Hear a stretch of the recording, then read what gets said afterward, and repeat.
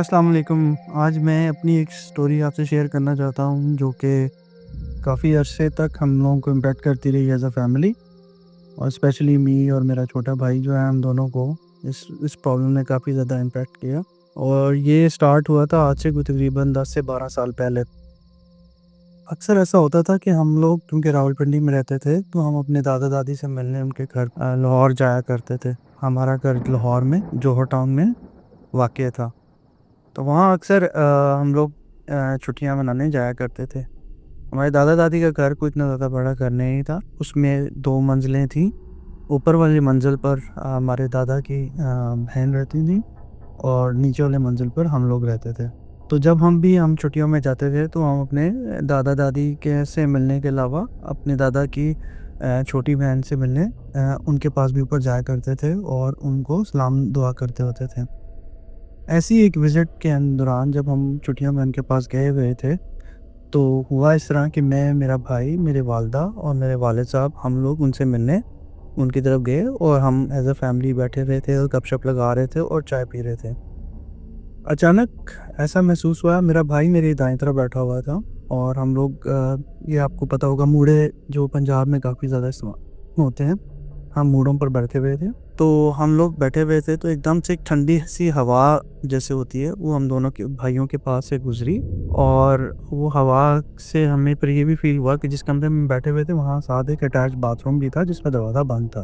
वो दरवाज़ा थोड़ा-सा खुला और जिस तरह वो क्रीकिंग की आवाज़ आती है, वैसे क्रीकिंग की आवाज़ आई। तो हम लोगों ने मुड़ के देखा लेकिन किसी ने नोटिस नहीं किया इस बात को इतना ज़्यादा। उसके बाद हम उनसे मिलने के बाद नीचे आ गए और आके अपने कमरे में जाके लेट गए। कुछ देर के बाद हमने देखा कि मेरा जो भाई है छोटा, जो कि उस वक़्त तकरीबन 12-13 साल की उम्र का था, वो थोड़ा बेहोशी के आलम में आ गया। तो मैंने और मेरे वालिद साहब ने जब इस कंडीशन में देखा तो हमने फ़ौरन उसको जिस तरह एक तरीका होता है कि उसकी हमने एड़ियों को रगड़ना शुरू किया, उसको उसके मुँह के ऊपर हल्का-हल्का सा उसको हिलाना शुरू किया, थोड़ा हल्के-हल्के से थप्पड़ लगाना शुरू किए कि वो होश में आ जाए। लेकिन वो बिल्कुल रिस्पॉन्ड नहीं कर रहा था। हम लोग बहुत ज़्यादा घबरा गए कि पता नहीं उसके साथ क्या हुआ है। फिर उसके बाद हमने आयतुल कुर्सी वगैरह पढ़ी तो वो उठा। जब वो उठा तो उसने हमें बताया कि उसको ऐसा महसूस हुआ कि उसके अंदर से जैसे कोई ठंडी-सी हवा गुज़र गई है और जिसकी वजह से वो बेहोश हो गया। हम उस वक़्त यही समझे कि या शायद कोई ठंडी हवा जिसकी वजह से उसको लगा जिस तरह अक्सर आपको सर्दियों में महसूस होता है कि ठंडी हवा आपके सीने के साथ टकराए, तो आपके सीने में एक ठंडी-सी ठंडक-सी महसूस होती है और कुछ इससे ज़्यादा नहीं। बहरहाल हम थोड़ा-सा उस चीज़ के बाद थोड़ा-सा वो हो गए कॉशियस से हो गए कि पता नहीं क्या चीज़ हुई है। फिर हम लोग वापस अपने घर रावलपिंडी आ गए और पिंडी में हम लोग जो है वो रेस कोर्स ग्राउंड के करीब रहते हैं।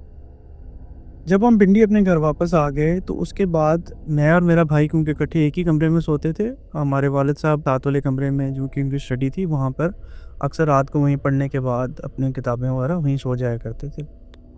तो कई दफ़ा रात को ऐसा होता था कि मेरा छोटा भाई जो है वो नींद में, हालाँकि वो बड़ा स्टिल सोने की आदत थी उसको, ज़्यादा हिलजुल नहीं करता था। वो मुझे किक करने की कोशिश करता था रात के टाइम और जब वो मुझे किक करता था तो वो जनरली उसको ये होता था कि जब मैं उसकी तरफ अटेंशन दूँ और वो करूँ। मैं क्योंकि एक लाइट स्लीपर हूँ, जब भी वो मुझे किक करता तो मैं उसको उसकी तरफ मुतवज्जा हो जाता, उसको पकड़ लेता या उसको जो है ना वो हिला के पूछता कि वो क्या हुआ? और अक्सर औक़ात उसको कुछ याद नहीं होता था कि उसके साथ क्या हुआ जिसकी वजह से उसने मुझे किक लगाई। तो एक दिन इस तरह हुआ कि मेरा भाई जो है, वो बजाय मेरे साथ सोने के वालिद साहब के साथ जाके उनके कमरे में उनके साथ सो गया। अच्छा, इस सारे असना में जब से हम लाहौर से वापस आए और ये तकरीबन महीना हो गया, तो हमने ये चीज़ नोटिस की कि हमारे मेरे भाई की जो हेल्थ है, वो ख़राब होना शुरू हो गई और वो दिन-ब-दिन थोड़ा कमज़ोर होना शुरू हो गया। हालाँकि वो खाता ठीक था जितना पहले खाता था, लेकिन उसका थोड़ा-सा उसको एक वो कह लें कि कमज़ोर होना शुरू हो गया वो।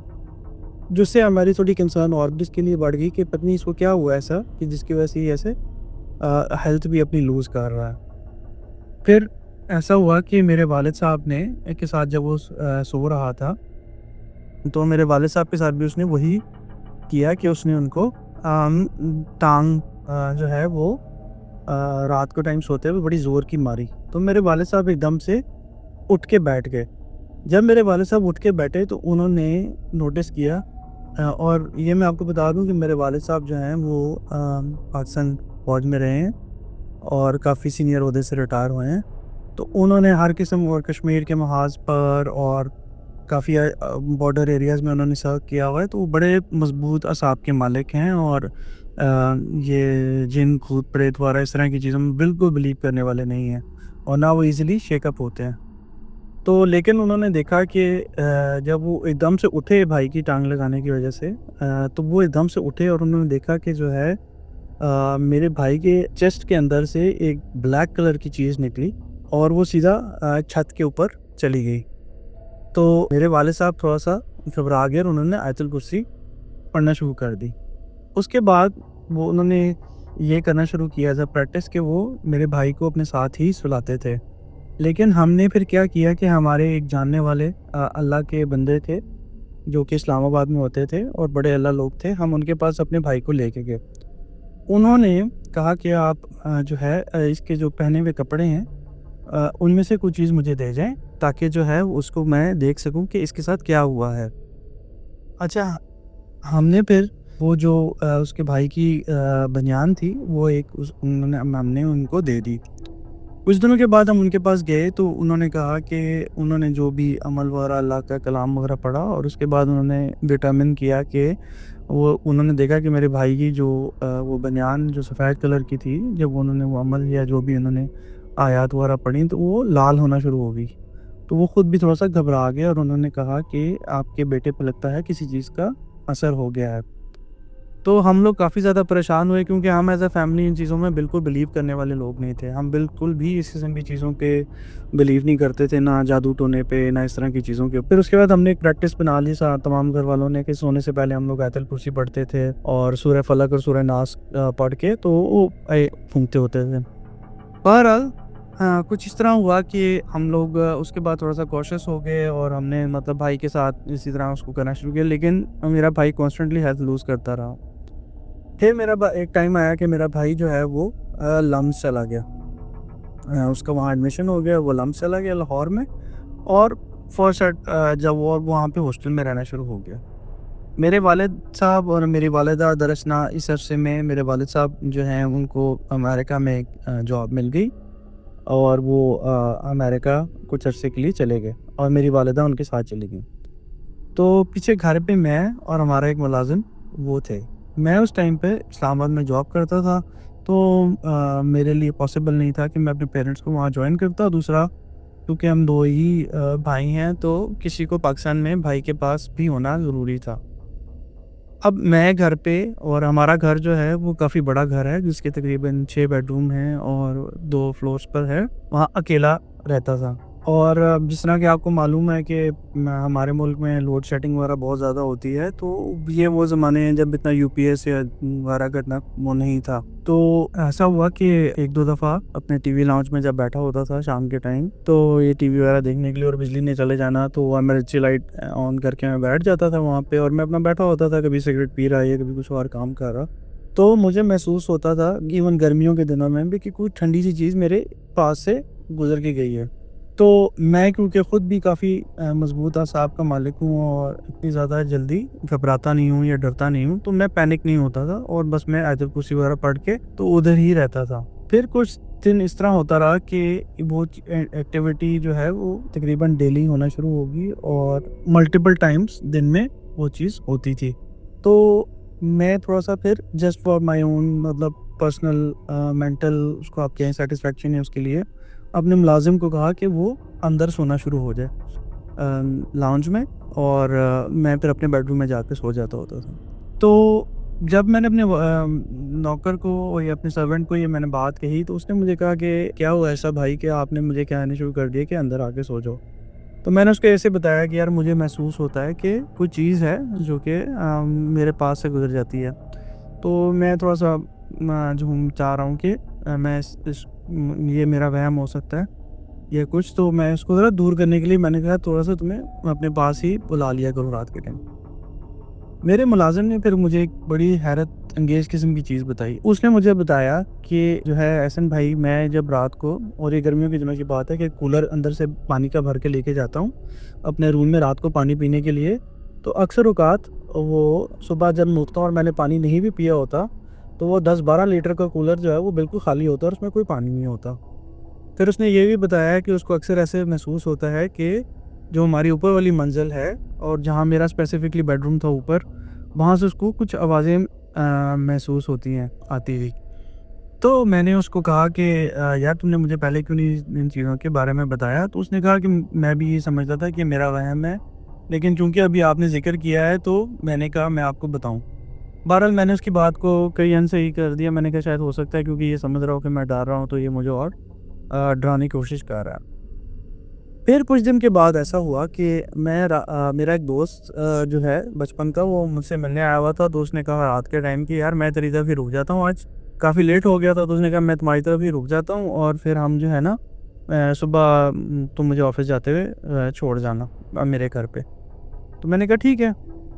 तो इसी तरह हुआ जिस तरह यारों दोस्तों का होता है कि हम रात को बैठे हुए थे, चाय-शाय चल रही थी और सिगरेट-सिगरेट पी रहे थे और सारा कुछ कर रहे थे। तो हुआ ये कि मेरा दोस्त ने मुझे जो है वो बैठा हुआ था, तो उसने मुझे अचानक कहा यार कि ये मेरे साथ मुझे ऐसे महसूस हुआ है कि कोई आके बैठा है। तो मैंने कहा यार मैं क्योंकि इसके क्रॉस बैठा हुआ था, मैंने कहा यार तेरे सामने मैं तो इधर बैठा हूँ और मतलब कोई हम मुझे तो ऐसी कोई चीज़ नज़र नहीं आई या ऐसा कुछ हुआ कि ऐसा। उसने कहा बहरहाल यार मुझे कुछ ऐसा महसूस हुआ है, कोई चीज़ आके मेरे पास बैठी और एकदम से टेम्परेचर जो है वो बहुत लो हो गया है और ठंडा सा उसको महसूस हुआ।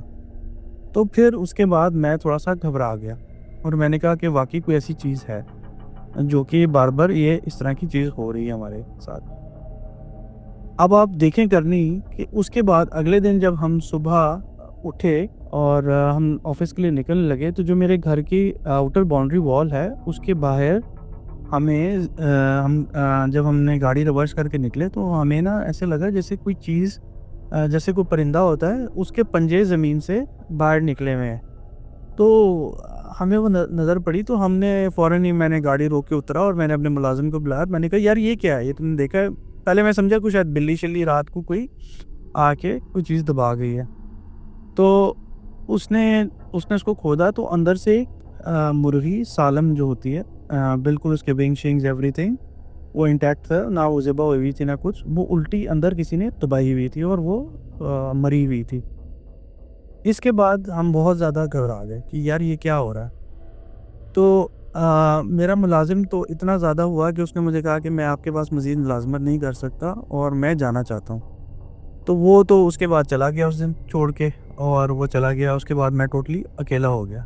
बहरहाल मैंने अपने तहफ़्फ़ुज़ को करने के लिए और अपनी तसल्ली के लिए मैं दोबारा कारी साहब के पास गया। उनको जाके मैंने जब बताया कि इस तरह की कुछ सिचुएशन हो रही है, तो मैंने उनको बताया कि मेरा भाई तो अब लाहौर जा चुका है, लेकिन मैं घर पे अकेला होता हूँ। तो उन्होंने मुझे बताया कि जो है ये कोई गैर मरई मखलूक है, जो कि काफ़ी डीमन टाइप चीज़ आप उसको कह सकते हैं, या शैतानी चीज़ है, जो कि उस वक़्त जब मेरे भाई के साथ इनिशियली वाक़या लाहौर में पेश आया था, तो वो हमारे साथ ट्रैवल करके हमारे घर पिंडी भी आ गई वो चीज़, और वो मेरे भाई के साथ अटैच हो गई। और जब दोबारा मेरा भाई वहाँ से लाहौर चला गया, तो वो चीज़ उसके साथ गई नहीं, बल्कि हमारे घर में ही सरायत कर गई और वहीं पे अब वो है। तो उन्होंने मुझे ये कहा कि आप जो है वो अपनी मुझे एक जो है वो इसी तरह गारमेंट दे दें, जिसके ऊपर मैं वो पढ़ के देख सकूँ कि इस चीज़ की इंटेंसिटी कितनी ज़्यादा है और आपको कितना ख़तरा इससे महसूस हो सकता है। तो मैंने अपने जो है उनको अपनी इसी तरह मैंने भी अपनी वेस्ट उनको दे दी और उन्होंने मेरी वेस्ट के ऊपर जो भी अमल वगैरह किया, उसके बाद उन्होंने मुझे बताया कि इसकी इंटेंसिटी तुम्हारे भाई से भी ज़्यादा है। और साथ में उन्होंने एक चीज़ ये भी बताई कि ये एक मखलूक वैसे कहीं से नहीं आई, बल्कि किसी ने जादू वगैरह करके इस मखलूक को हमारे पीछे भेजा है और वो हमें नुकसान पहुँचाना चाहते हैं। बहरहाल, आपको जिस तरह मालूम है कि जो ऐसे लोग होते हैं वो अक्सर औक़ात आपको ये नहीं बताते कि किसने जादू किया है या किसने किया है, उन दोनों ने ये चीज़ नहीं बताई। अब मैं क्योंकि घर में अकेला रहना शुरू हो गया, तो अक्सर ऐसा होता था कि जब मैं शाम के टाइम या रात के टाइम जब अंधेरा हो जाता था या बिल्ली चली जाती तो मैं घर के बाहर जाके बैठ जाता था कुर्सी रख के, और मैं अंदर नहीं जाता था। तो इस चीज़ से मेरी स्लीप डेप्रिवेशन भी बहुत ज़्यादा होती थी और मैं इम्पैक्ट भी होता था, और फिर मुझे बाज़ ऐसा लगता था कि because of lack of sleep depreciation मुझे बहुत सारी चीज़ें नज़र आ रही हैं और जो कि एक्चुअली वहाँ पे मौजूद नहीं है। लेकिन बहरहाल ये सिलसिला चलता रहा। फिर उसके बाद ऐसा होना शुरू हुआ कि जब मैं गाड़ी चला के घर की तरफ या ऑफिस की तरफ जा रहा होता था तो मुझे अचानक जो है ना वो कान में अपने, या आप इस तरह समझें कि जैसे मेरी पिछली सीट पे कोई बैठा हुआ है और वो मेरे ज़ोर से चीखने की आवाज़ आती थी, जैसे किसी खातून के चीखने की आवाज़ हो, और वैसी होती थी जैसे पैनिक वाली चीख होती है। तो मैं बड़ा घबरा जाता था। तो मैंने फिर ये बात जब मेरे साथ 2-4 दफ़ा 6 दफ़ा हुई तो मुझे हुआ, यकीन हुआ कि ये ऐसा नहीं है कि मेरा वहम है, बल्कि ये हो रहा है मेरे साथ। तो फिर मैं दोबारा उन्हीं बुज़ुर्ग के पास गया और उनसे मैंने पूछा कि जी आप मुझे बताएँ, मुझे ये चीज़ हो रही है। तो उन्होंने बताया कि जिसने भी ये चीज़ तुम्हारे पीछे भेजी थी वो चाहते हैं कि तुम्हारी कोई हादसाती मौत हो जाए, और लिहाज़ा ये चीज़ जो है जब ये तुम्हारे कान में चीखती है कुछ, तुम गाड़ी चला रहे होते हो, तो वो बेसिकली इसलिए है कि तुम पैनिक करके गाड़ी अपनी कहीं मार दो या किसी गाड़ी में मार दो। तो वो ये सारा कुछ हो रहा है। तो मैंने फिर ये बात अपने वालिदैन से ज़िक्र किया, तो उन्होंने भी जिस तरह होता है टिपिकल पेरेंट्स का कि यार तुम्हारा वहम है और ये और वो, इस तरह करके उन्होंने उसको कई अनसुनी कर दी इस बात। अच्छा, कई साल गुज़र गए इस चीज़ को। हम इसी तरह लाहौर आते-जाते रहते थे और सारा कुछ जो है वो हम जब तक हमारे दादा-दादी ज़िंदा थे, तो हम इसी तरह हमारी रूटीन में हम लाहौर आते थे, जाते थे। लेकिन अब हम थोड़ा-सा घबराते भी थे जाते हुए, और हमें थोड़ा-सा महसूस होता था कि कुछ ऐसा है जो कि आप जिसे पैरानॉर्मल कहें। तो एक ऐसी विज़िट पर हम अपने एक क्या नाम है, ड्राइवर को मैं मेरे साथ गया हुआ था। तो वो उसको हम लेके गए हुए थे अपने साथ ट्रिप पे लाहौर। तो जो ड्राइवर है उसको मैंने ड्राइंग रूम जो था उसमें उसको बेड लगा के दिया, और मैंने उसको कहा कि तुम यहाँ रात को सो जाओ और तुम यहीं पे सोया करो। तो वो सैयद फैमिली से था और काफ़ी आप समझ लें कि काफ़ी नेक बंदा था। तो अगले दिन जब मैं सुबह उठा तो उसने मुझे कहा कि "एहसन भाई, अगर आप बुरा ना मनाएँ साहब भाई, तो मैं जो हूँ ना वो जाना चाहूँगा क्या नाम है, किसी अपने अज़ीज़ की तरफ रात को सोने के लिए, और मैं यहाँ रात को नहीं सो सकता।" तो मैंने उससे पूछा कि ऐसी क्या बात है जो जिसकी वज़ह से तुम घबरा गए हो? तो उसने मुझे कहा कि जो है ना मुझे रात को जाली वाला जो दरवाज़ा था, जो ड्राइंग रूम का एक समझ लें आप, बाहर से एक एंट्रेंस थी, उस पे एक जाली वाला दरवाज़ा था और एक अंदर लकड़ी वाला दरवाज़ा था। तो वो रात में गर्मियाँ थी, तो वो रात को वो दरवाज़ा खोल के सोया हुआ था। तो उसने मुझे कहा कि मुझे उस दरवाज़े के बाहर कोई चीज़ खड़ी नज़र आई, और ये तो मुझे एक दफ़ा नहीं बल्कि 2-3 दफ़ा वो चीज़ वहाँ पे नज़र आई। तो मैं फिर घबरा गया और पूरी रात सोया नहीं। तो ये बात जब हुई तो उसके बाद जब हम वापस आए पिंडी, तो मैंने इसमें ज़िक्र ये मेरी वालिदा से भी किया, वालिद साहब से भी किया। तो फिर मेरे वालिद साहब और वालिदा ने ऐसी जो मेरे बाकी रिश्तेदार थे उनसे भी मतलब बताया, जो कि जिनका आना-जाना होता रहता था दादाजी के घर। तो उन्होंने भी बताया कि किसी न किसी को, और मेरी ख़ास तौर पे एक मेरी कज़न थी जो कि मेरी उधर ही ददयाल में रहा करती थी, क्योंकि वो वहाँ लाहौर में तालीम हासिल कर रही थी। तो उसने भी ज़िक्र किया कि उसको वो ये चीज़ इस तरह की कई दफ़ा वहाँ पे ड्राइंग रूम में रात के टाइम महसूस हुए कि वहाँ पे कोई चीज़ है। ख़ैर, ये चलता रहा सिलसिला।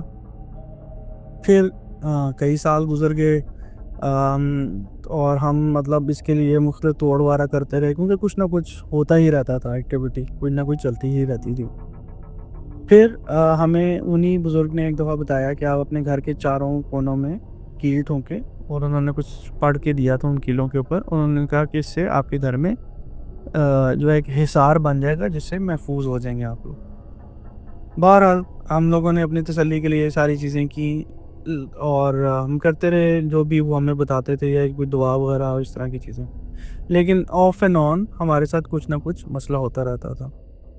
फिर मेरी शादी हो गई, और मेरी जब शादी हुई तो उसके बाद मेरी वाइफ़ भी आ गई, और फिर हम लोग ऊपर वाले फ्लोर पे शिफ्ट हो गए।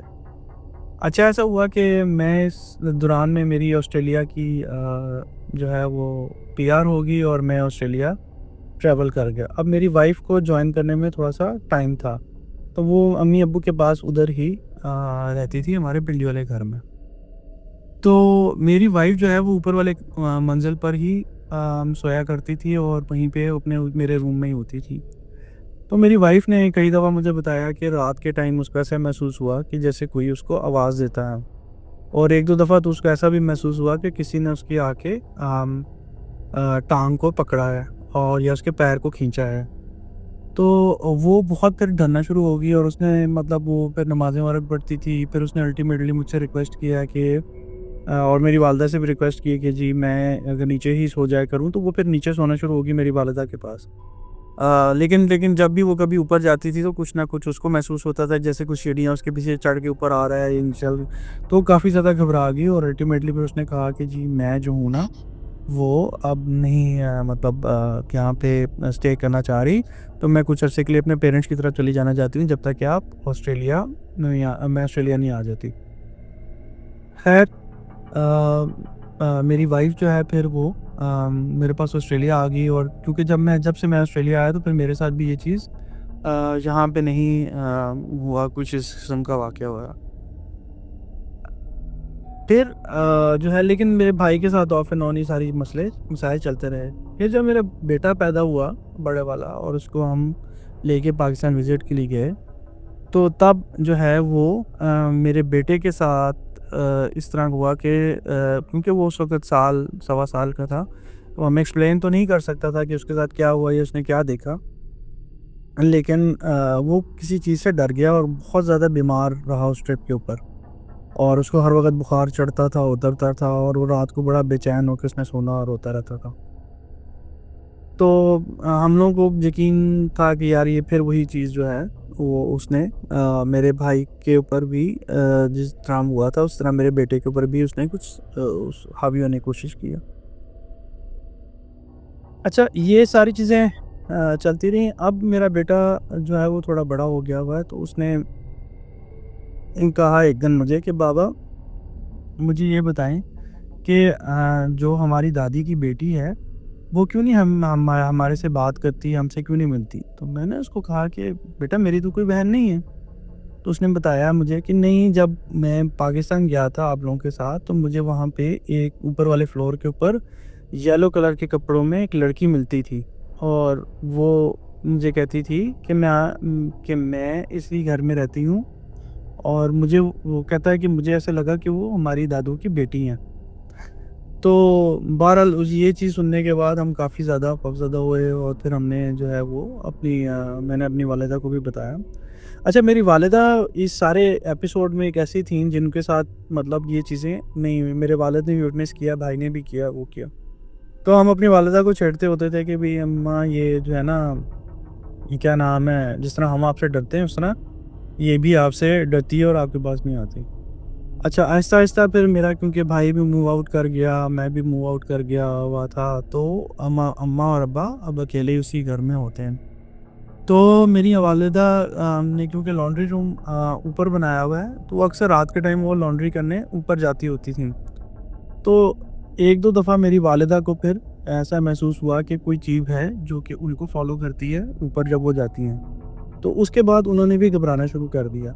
फिर हमने दोबारा एक बुज़ुर्ग से रुजू किया, तो उन्होंने हमें कहा कि हमारे घर के ऊपर कंप्लीटली उस चीज़ का अब वो कब्ज़ा हो चुका है और वो हमें किसी टाइम पे भी नुकसान पहुँचा सकता है और ये क्योंकि जादू क्योंकि काफ़ी अर्सा हो गया है, तो इसको ज़ाइल करना भी बड़ा मुश्किल है। तो हमें उन्होंने एडवाइस यही किया कि आप लोग ये घर छोड़ दें और अपना नया घर ले लें और यहाँ से चले जाएँ और किसी को भी ना बताएँ कि आप लोग कहाँ शिफ्ट होने लगे हैं। अब सिर्फ़ मसला ये है जो कि हमें नज़र आता है कि क्योंकि ये चीज़ पहले भी हमारे साथ ट्रैवल करके आई थी, तो क्या गारंटी इस बात की है कि ये हमारे साथ ट्रैवल करके हमारे नए घर ना चली जाए। तो बस अब हम अल्लाह से दुआ ही कर सकते हैं कि अल्लाह ताला ही हमारी इस चीज़ से जान छुड़ाए और जो भी हमारे साथ ये चीज़ है वो, लेकिन आपको मैं ये बताऊँ कि हमारी ज़िंदगी इस चीज़ ने बड़ी इम्पैक्ट की और इस सारी ज़िंदगी हम जो है ना मतलब जब से हम लोग टीनेज से प्रोफेशनल लाइफ और इवन शादी भी होगी, तो इस चीज़ ने हमारा पीछा नहीं छोड़ा और इसने हमें बहुत ज़्यादा जो है वो इम्पैक्ट किया है और अभी तक इम्पैक्ट करती है। और टू द एक्सटेंट कि जो है अब हमारा बाज़ ये भी होता है कि अगर हम यहाँ से ऑस्ट्रेलिया से पाकिस्तान का प्लान भी बनाए जाने का, तो हम ये सोचते हैं कि हमें ऊपर वाली मंजिल पे जाके दोबारा रहना पड़ेगा और वो चीज़ फिर भी वहाँ पे है, जब तक कि हम कोई नया घर लेके वहाँ से शिफ्ट नहीं हो जाते।